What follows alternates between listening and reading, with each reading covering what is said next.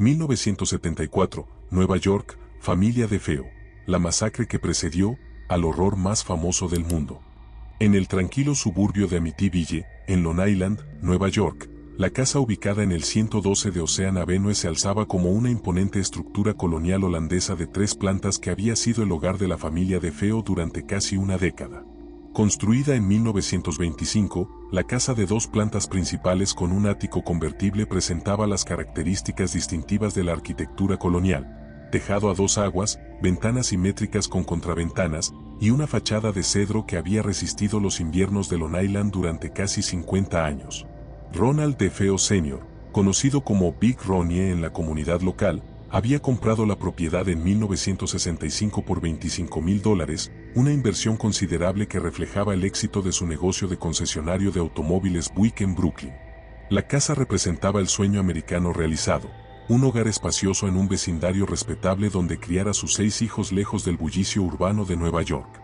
Louise DeFeo, esposa de Ronald y madre dedicada, había transformado la casa en un hogar acogedor que reflejaba los valores familiares católicos tradicionales de los años 60. Las habitaciones estaban decoradas con muebles de calidad, fotografías familiares y objetos religiosos que testimoniaban la importancia de la fe en la vida cotidiana de los DeFeo. La sala de estar principal exhibía un piano donde Louise frecuentemente tocaba durante las reuniones familiares dominicales. Los 6 hijos DeFeo habían crecido en Ocean Avenue con las ventajas típicas de una familia de clase media alta: educación católica privada, vacaciones de verano y actividades extracurriculares que incluían deportes y música. Dawn, de 18 años, era la hija mayor y había mostrado talento artístico excepcional durante sus años de secundaria. Allison, de 13 años, era una estudiante destacada con aspiraciones de estudiar medicina. Mark y John, de 12 y 9 años respectivamente, eran atletas naturales que participaban en equipos de béisbol y fútbol americano locales. Sin embargo, la aparente normalidad familiar ocultaba tensiones crecientes que se habían intensificado durante 1974. Ronald DeFeo Jr., conocido como Bush, de 23 años, había desarrollado problemas serios con drogas y alcohol que habían comenzado durante sus años de adolescencia tardía. Sus padres habían intentado múltiples intervenciones, incluyendo terapia psicológica y periodos de rehabilitación, pero Bush había mostrado patrones de comportamiento cada vez más erráticos y violentos. Los registros policiales de Suffolk County documentan que durante 1973 y 1974, la policía había sido llamada a Ocean Avenue en 6 ocasiones diferentes debido a disputas domésticas que involucraban a Bush y su padre. Estos incidentes, aunque no habían resultado en arrestos formales, habían creado tensión en el vecindario y preocupación entre los residentes locales sobre la estabilidad de la familia DeFeo. Los vecinos más cercanos, particularmente los Agnesi que vivían directamente al lado, habían reportado a amigos y familiares que frecuentemente escuchaban gritos y discusiones provenientes de la casa DeFeo durante las horas nocturnas. Estos reportes, aunque nunca fueron formalizados como quejas oficiales, pintaban un cuadro de una familia bajo estrés severo detrás de su fachada de prosperidad suburbana. Durante octubre de 1974, las tensiones familiares habían alcanzado niveles críticos. Bush había sido arrestado por posesión de drogas en septiembre, y sus padres habían amenazado con expulsarlo de la casa familiar si no buscaba tratamiento profesional. Estas amenazas habían resultado en confrontaciones violentas que habían alarmado incluso a sus hermanos menores, quienes habían comenzado a evitar estar solos en casa con Bush. El clima emocional en Ocean Avenue durante las semanas previas al 13 de noviembre había sido descrito por familiares cercanos como explosivo e insostenible. Louise DeFeo había consultado con su párroco local sobre la posibilidad de intervención familiar profesional, mientras que Ronald Sr. había considerado la opción de hacer que Bush fuera internado involuntariamente para tratamiento psiquiátrico. Nadie en la familia DeFeo, ni sus vecinos más cercanos, podría haber anticipado que estas tensiones familiares culminarían en una tragedia que no solo destruiría completamente a la familia, sino que también crearía uno de los casos criminales más notorios en la historia de Long Island y establecería las condiciones para lo que se convertiría en el caso paranormal más famoso de América. Ronald DeFeo Sr. había construido su prosperidad a través de décadas de trabajo duro en la industria automotriz de Nueva York. Nacido en Brooklyn en 1930 de una familia de inmigrantes italianos, había aprendido el negocio de automóviles trabajando en talleres mecánicos durante su adolescencia antes de ahorrar suficiente dinero para abrir su propio concesionario de Buick en 1955. Su ética de trabajo y habilidades comerciales habían convertido el pequeño negocio familiar en una operación próspera que empleaba a 12 personas y servía a toda la región de Brooklyn. Louise DeFeo, nacida Brigante, había conocido a Ronald en 1948 durante una función social de la Iglesia Católica de San Giuseppe en Brooklyn. Provenía de una familia tradicionalmente católica que había emigrado desde Sicilia a principios del siglo XX, y había sido educada con valores que enfatizaban la importancia de la familia, la religión y la respetabilidad social. Su matrimonio con Ronald en 1949 había sido celebrado como la unión de dos familias trabajadoras que habían logrado estabilidad económica en América. La pareja había tenido 6 hijos durante los siguientes 15 años. Ronald Jr. en 1951, Dawn en 1956, Allison en 1961, Mark en 1962, Ion en 1965, y la menor, que había nacido con complicaciones médicas que requirieron atención especial durante sus primeros años de vida.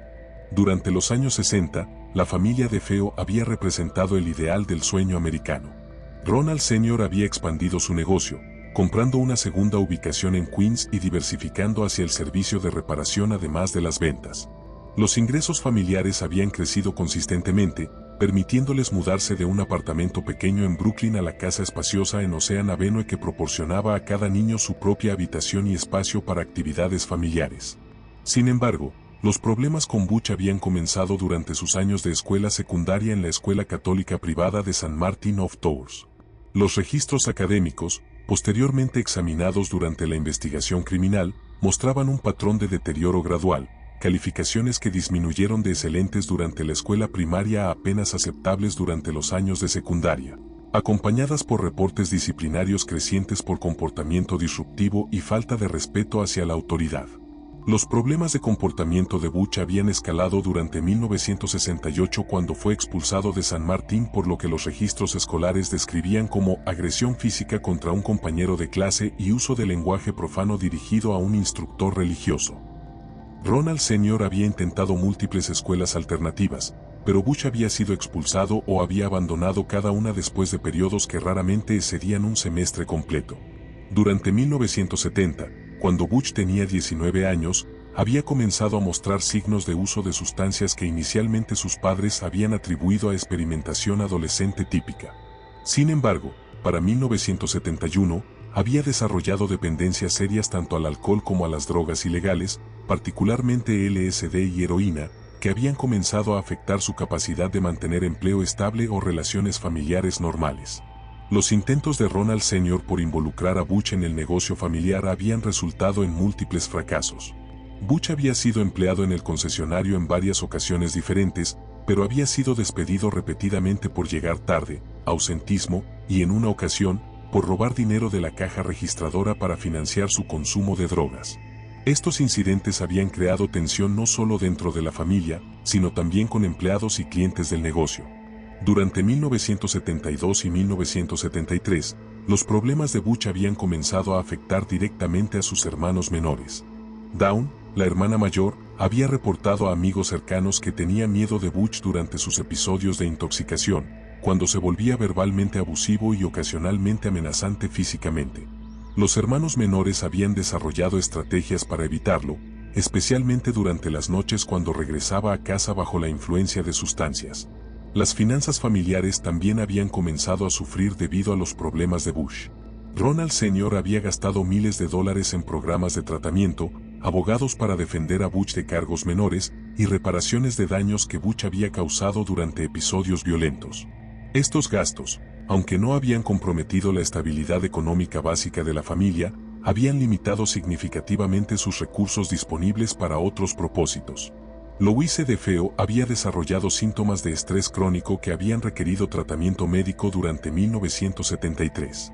Su médico de familia, el Dr. Richardson, había prescrito medicación para la ansiedad y había recomendado terapia familiar, pero los intentos de implementar sesiones de terapia habían fracasado debido a la negativa de Butch a participar consistentemente. Los vecinos de Ocean Avenue habían comenzado a notar cambios en la dinámica familiar de Feo durante 1973 y 1974. Las reuniones familiares dominicales que previamente habían incluido música y risas habían cesado completamente, y los miembros de la familia raramente eran vistos juntos en actividades públicas como habían sido durante años anteriores. Para octubre de 1974, la situación familiar había alcanzado lo que Louise describió a su hermana como un punto de ruptura. Ronald Sr. había comenzado a considerar seriamente la opción de expulsar permanentemente a Butch de la casa familiar, mientras que Louise había explorado la posibilidad de obtener una orden de restricción que limitara el acceso de Butch a la propiedad y a sus hermanos menores. Los eventos que ocurrirían el 13 de noviembre de 1974 transformarían estas tensiones familiares privadas en una tragedia pública que cambiaría para siempre no solo la historia de Ocean Avenue, sino también la percepción nacional sobre la violencia doméstica y la disfunción familiar en la América suburbana. Durante las primeras semanas de noviembre de 1974, los reportes posteriores del proceso penal documentaron que el comportamiento de Butch DeFeo había mostrado una escalación preocupante en patrones erráticos que habían alarmado incluso a amigos cercanos que estaban acostumbrados a sus episodios de uso de sustancias. Bobby Kelske, compañero de trabajo en el concesionario y testigo clave durante el juicio, testificó que Butch había comenzado a hacer comentarios perturbadores sobre voces que escuchaba durante las noches. El 5 de noviembre, según testimonios documentados en los archivos judiciales, Butch había llegado al trabajo en estado de agitación extrema, contando a varios empleados que había escuchado voces durante toda la noche anterior que le decían que algo terrible iba a pasar en su familia. Estos comentarios habían sido inicialmente descartados por sus compañeros como resultado de su consumo habitual de drogas, pero la intensidad y especificidad de sus afirmaciones habían comenzado a generar inquietud entre quienes lo conocían. Los registros policiales posteriores documentaron que el 8 de noviembre, la policía de Suffolk County había respondido a una llamada de perturbación doméstica en Ocean Avenue después de que vecinos reportaran gritos y sonidos de objetos siendo arrojados provenientes de la casa de Feo. El oficial Thomas Ridgey, primer respondiente, había encontrado evidencia de una pelea física entre Butch y su padre, incluyendo muebles volcados en la sala de estar y una ventana rota en la cocina. Durante esta confrontación del 8 de noviembre, según el reporte policial oficial, Butch había amenazado verbalmente a su padre con acabar con todos en esta casa si continuaba siendo presionado sobre su consumo de drogas y comportamiento. Louise DeFeo había suplicado a los oficiales que arrestaran a Butch, pero Ronald Sr. había declinado presentar cargos formales, esperando que la situación pudiera resolverse dentro del ámbito familiar. El 10 de noviembre, Dawn DeFeo había llamado a su mejor amiga, Patricia Parsich, en un estado de angustia que Parsich describió durante su testimonio judicial como terror puro. Según la transcripción de esta conversación reconstruida durante el proceso, Dawn había expresado miedo específico de que Butch fuera a lastimar a alguien en la familia y había considerado la posibilidad de irse de casa temporalmente hasta que la situación se calmara. Los registros de la farmacia local mostraron que el 11 de noviembre, Louise DeFeo había llenado una prescripción de sedantes más fuertes que los que había estado tomando previamente, indicando que su nivel de ansiedad había alcanzado puntos que requerían intervención médica más agresiva. El farmacéutico, James Morrison, recordaba que Louise había parecido extremadamente nerviosa y asustada durante esta visita. La noche del 12 de noviembre, los vecinos más cercanos de los DeFeo, la familia Sagnesi, habían reportado haber escuchado discusiones particularmente violentas que se habían extendido hasta aproximadamente las 2 de la madrugada. Según testimonios posteriores, estas discusiones habían incluido amenazas explícitas que pudieron ser escuchadas a través de las ventanas cerradas, sugiriendo un nivel de violencia verbal que excedía los episodios previos. El 13 de noviembre de 1974 comenzó como un día aparentemente normal en Ocean Avenue. Ronald Sr. había salido hacia el concesionario alrededor de las 8 de la mañana, mientras que Louise había llevado a los hijos menores a la escuela siguiendo la rutina familiar establecida. Dawn y Allison habían asistido a sus respectivas escuelas, y por la tarde, toda la familia había regresado a casa para una cena que Louise había preparado como cualquier otra noche. Sin embargo, según la reconstrucción posterior de los eventos realizada por los investigadores, las tensiones habían continuado escalando durante la tarde y noche del 13 de noviembre. Butch había regresado a casa alrededor de las 6 de la tarde después de pasar el día consumiendo alcohol y drogas con amigos locales, llegando en un estado de intoxicación que había sido descrito por sus hermanos como más severo que lo usual. La cena familiar del 13 de noviembre había transcurrido en un ambiente tenso, con Ronald Sr. confrontando nuevamente a Butch sobre su comportamiento reciente y sus amenazas hacia la familia. Según la reconstrucción forense posterior, esta confrontación había escalado hasta convertirse en una discusión física que había requerido la intervención de Dawn para separar a padre e hijo. Alrededor de las 9 de la noche, según testimonios de vecinos, la casa de Feo había quedado en silencio después de horas de ruido y discusión.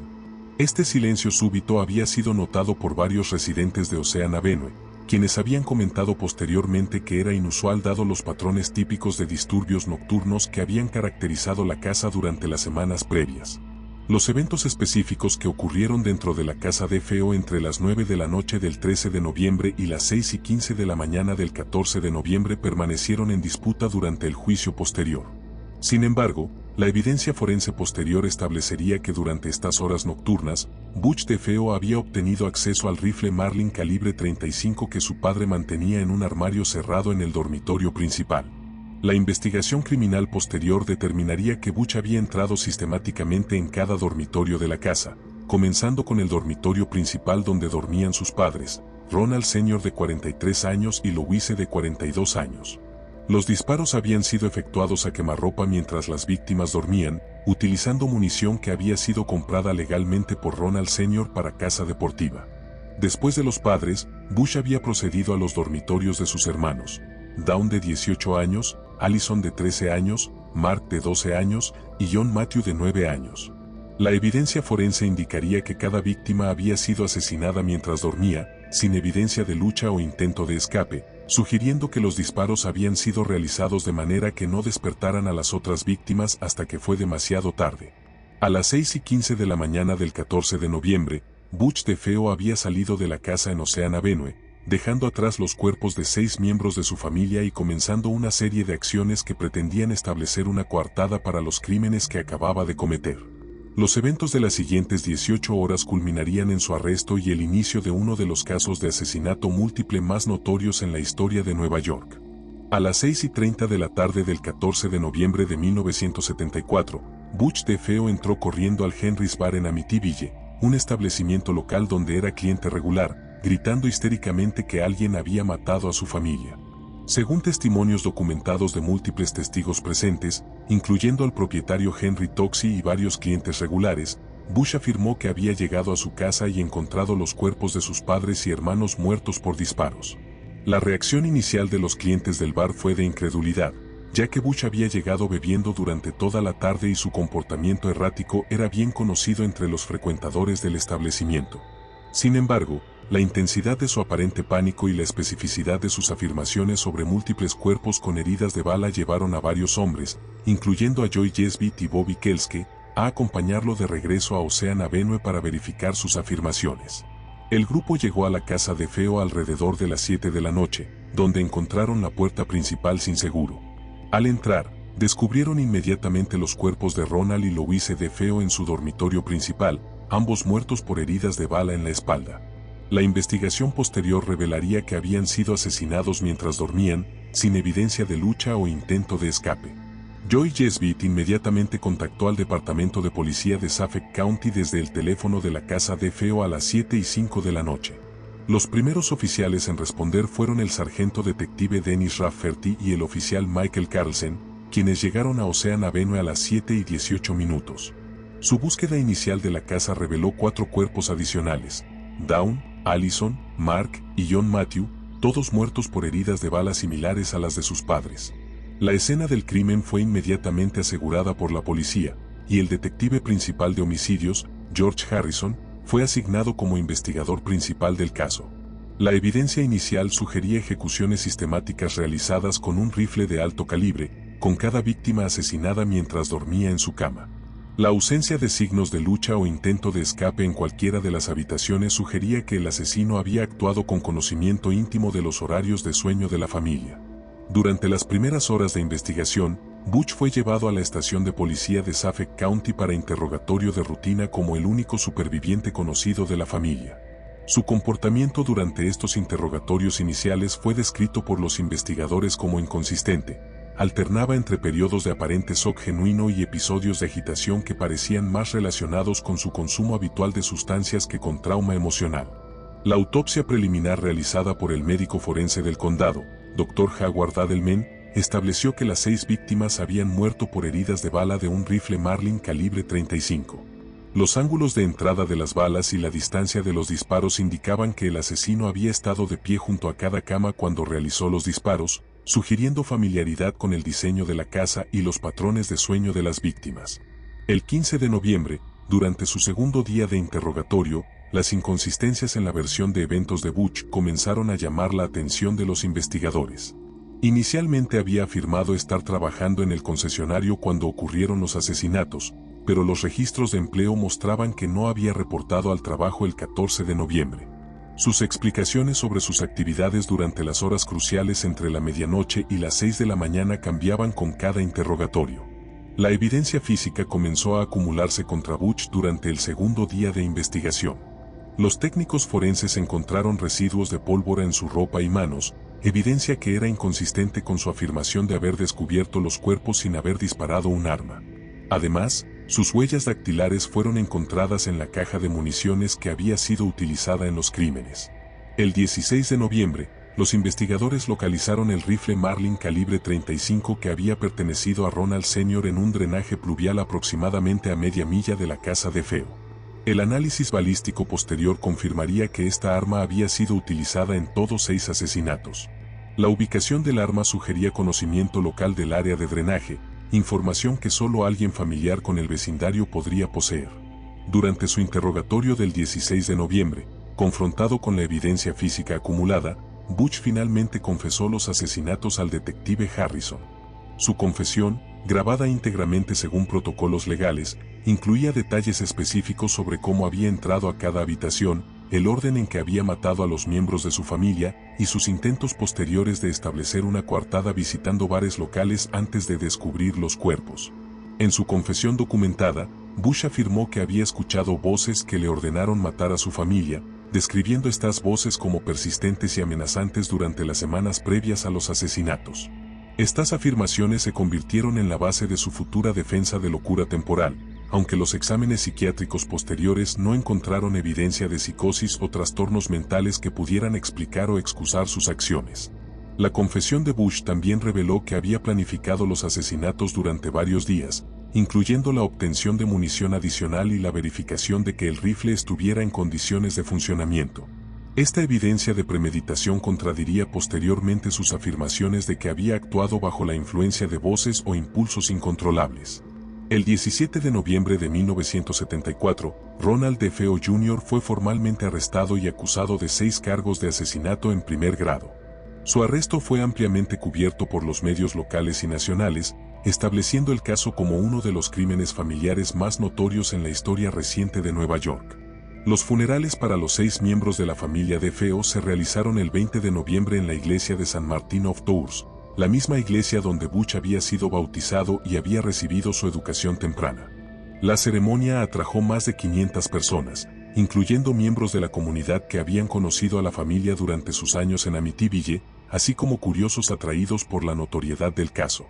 La investigación policial había establecido los hechos básicos del crimen dentro de una semana de los asesinatos, pero las preguntas sobre los motivos de Butch y su estado mental continuarían siendo debatidas durante el proceso legal que seguiría, estableciendo precedentes importantes para el uso de defensas de locura en casos de asesinato múltiple familiar.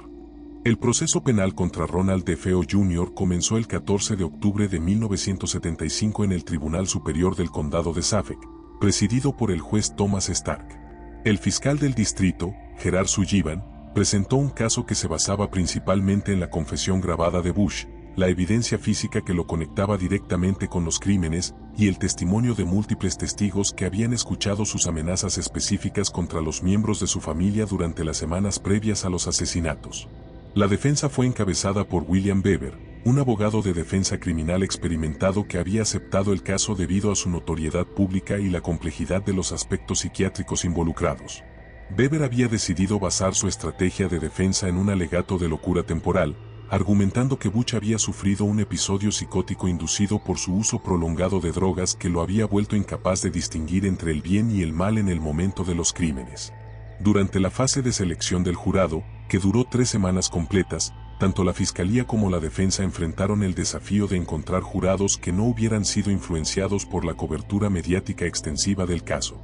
Los asesinatos habían dominado los titulares locales durante meses, y muchos residentes potenciales del jurado fueron descalificados debido a opiniones ya formadas sobre la culpabilidad o inocencia del acusado.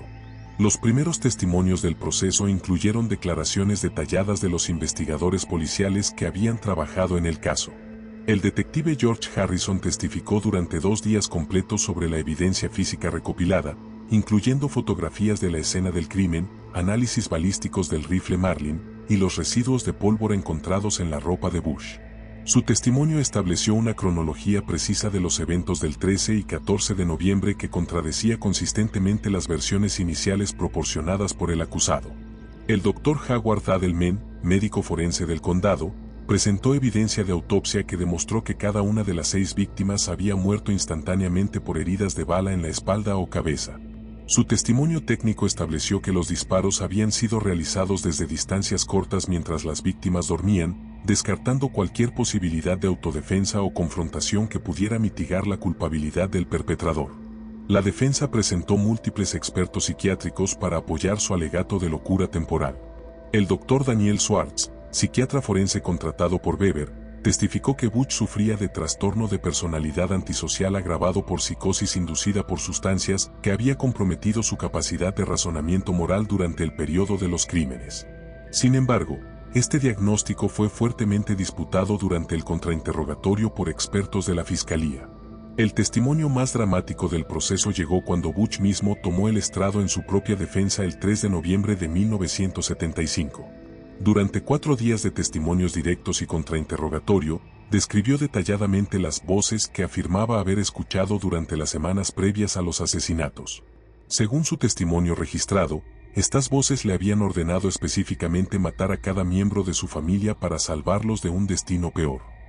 Sin embargo, el contrainterrogatorio de Butch por parte del fiscal Sullivan reveló inconsistencias significativas en su historia sobre las voces y su supuesto estado mental alterado. Sullivan demostró que Butch había sido capaz de planificación compleja y pensamiento racional tanto antes como después de los asesinatos, incluyendo sus intentos elaborados de establecer coartadas y ocultar evidencia física. Los expertos psiquiátricos de la fiscalía, encabezados por el Dr. Harold Solan del Hospital Psiquiátrico Estatal de Kings Park, argumentaron que aunque Butch mostraba signos de trastorno de personalidad y dependencia de sustancias, no había evidencia de psicosis o incapacidad mental que pudiera constituir una defensa legal válida. Sus evaluaciones indicaban que Butch había comprendido completamente la naturaleza y consecuencias de sus acciones durante los crímenes. El aspecto más controvertido del proceso involucró la admisibilidad de la confesión grabada de Butch. La defensa argumentó que había sido obtenida bajo coerción y mientras él estaba bajo la influencia de drogas, violando sus derechos constitucionales. Sin embargo, el juez Stark determinó que la confesión había sido obtenida legalmente y podía ser presentada al jurado como evidencia central del caso. Los argumentos finales comenzaron el 18 de noviembre de 1975. El fiscal Sullivan argumentó que la evidencia demostraba claramente que Butch había cometido los asesinatos con premeditación y malicia, y que sus afirmaciones sobre voces y trastornos mentales eran intentos calculados de evitar responsabilidad por crímenes que había planificado cuidadosamente. La defensa de Weber mantuvo que Butch era víctima de una enfermedad mental severa que había sido exacerbada por años de abuso de sustancias.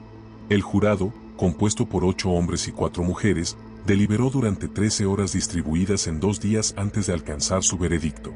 El 21 de noviembre de 1975, exactamente un año después de los funerales de las víctimas, el jurado declaró a Ronald DeFeo Jr. culpable de asesinato en primer grado en los 6 cargos presentados contra él. La fase de sentencia del proceso se realizó el 4 de diciembre de 1975. El juez Stark sentenció a Butch a 6 términos consecutivos de 25 años a cadena perpetua, la sentencia máxima disponible bajo la ley de Nueva York en ese momento. Esta sentencia efectivamente garantizó que Butch permanecería en prisión por el resto de su vida natural, sin posibilidad de libertad condicional hasta que cumpliera un mínimo de 150 años de encarcelamiento. Los asesinatos de Feo habían tenido un impacto profundo en la comunidad de Amityville y habían establecido precedentes legales importantes para el tratamiento de defensas de locura en casos de asesinato múltiple familiar. Sin embargo, la notoriedad del caso estaba lejos de terminar, ya que los eventos en Ocean Avenue habían creado las condiciones para lo que se convertiría en uno de los fenómenos paranormales más famosos de la cultura popular americana. Después de la sentencia de Ronald DeFeo Jr. en diciembre de 1975, la casa en el 112 de Ocean Avenue permaneció vacante durante 13 meses mientras los herederos legales intentaban vender la propiedad que había adquirido notoriedad nacional como escena de uno de los asesinatos familiares múltiples más brutales en la historia de Nueva York. El valor de la propiedad había disminuido significativamente debido a su asociación con los crímenes, requiriendo reducciones de precios sustanciales para atraer compradores potenciales. En diciembre de 1975, George y Kathy Lutz compraron la casa de Feo por $42,000, aproximadamente $10,000 menos que su valor de mercado estimado antes de los asesinatos. Los Lutz, una familia joven con 3 hijos pequeños, habían sido informados completamente sobre la historia criminal de la propiedad, pero habían decidido proceder con la compra debido al precio reducido y las características arquitectónicas atractivas de la casa colonial. La familia Lutz se mudó a Ocean Avenue el 18 de diciembre de 1975, exactamente 13 meses después de los asesinatos de Feo. Durante los siguientes 28 días, según sus reportes posteriores, experimentaron una serie de fenómenos inexplicables que incluían cambios extremos de temperatura, olores nauseabundos sin fuente identificable, sonidos de pasos en habitaciones vacías y apariciones de figuras sombríolas que parecían corresponder a los miembros fallecidos de la familia de Feo. El 15 de enero de 1976, los Lutz abandonaron abruptamente la casa, dejando atrás todas sus posesiones y afirmando que habían sido forzados a huir por actividad paranormal que había amenazado la seguridad de su familia. Sus experiencias en Ocean Avenue se convirtieron en la base para The Amityville Horror, primero como libro de Hal Son en 1977 y posteriormente como película de gran éxito comercial en 1979. La conexión entre los asesinatos de Feo y los supuestos fenómenos paranormales experimentados por los Lutz creó una narrativa que combinaba crimen real documentado con alegaciones sobrenaturales, estableciendo a Amityville como uno de los casos paranormales más famosos en la cultura popular americana. Sin embargo, investigaciones posteriores cuestionaron la veracidad de muchas afirmaciones de los Lutz, sugiriendo que algunos aspectos de su historia podrían haber sido exagerados o fabricados. William Beber, el abogado defensor de Butch DeFeo, posteriormente afirmó que había colaborado con los Lutz en la creación de aspectos de su historia paranormal, sugiriendo que elementos de la narrativa de Amityville habían sido inventados para propósitos comerciales. Estas revelaciones generaron controversias sobre la autenticidad de los eventos paranormales reportados, aunque nunca se desacreditó completamente la experiencia de los Lutz. Ronald DeFeo Jr. permaneció encarcelado en la prisión correccional de Green Haven en Nueva York, donde continuó manteniendo versiones inconsistentes de los eventos del 13 de noviembre de 1974. Durante décadas de encarcelamiento, alternó entre admitir culpabilidad completa por los asesinatos y afirmar que había sido víctima de una conspiración que involucraba a su hermana Dawn y otros miembros desconocidos. En entrevistas posteriores con periodistas y escritores, Bush proporcionó múltiples versiones contradictorias de los crímenes, incluyendo afirmaciones de que Dawn había sido la verdadera asesina y que él había sido forzado a encubrir sus acciones. Sin embargo, ninguna de estas versiones alternativas fue respaldada por evidencia física o forense, y los investigadores originales mantuvieron que su confesión inicial había sido precisa y completamente corroborada por la evidencia disponible. El caso de Feo tuvo impactos duraderos en la investigación criminal y los procedimientos legales para casos de asesinato múltiple familiar. Los métodos de investigación forense utilizados por el Departamento de Policía de Suffolk County establecieron estándares para la documentación de escenas de crimen complejas, y el proceso legal estableció precedentes importantes para la evaluación de defensas de locura en casos que involucran uso de sustancias. La casa en Ocean Avenue fue vendida nuevamente en 1977, y posteriormente ha tenido múltiples propietarios que generalmente han reportado experiencias normales de residencia. Aunque ocasionalmente han surgido reportes de actividad inusual, ningún propietario posterior ha reportado fenómenos comparables en intensidad a las afirmaciones de los Lutz. En 2021, Ronald DeFeo Jr. falleció en la prisión regional médica de Albany a la edad de 69 años, habiendo cumplido 45 años de su sentencia de cadena perpetua. Su muerte marcó el final de una vida que había sido definida completamente por los crímenes cometidos durante una noche de 1974, crímenes que habían destruido no solo a su familia sino también su propia existencia. Hasta el día de hoy, los asesinatos de Feo permanecen como uno de los casos de asesinato múltiple familiar más notorios en la historia criminal americana. La combinación de violencia doméstica extrema, disfunción familiar y las subsecuentes alegaciones paranormales ha mantenido el caso en la conciencia pública durante décadas, estableciendo a Amityville como un símbolo duradero de la intersección entre crimen real y fenómenos supuestamente sobrenaturales en la cultura popular moderna.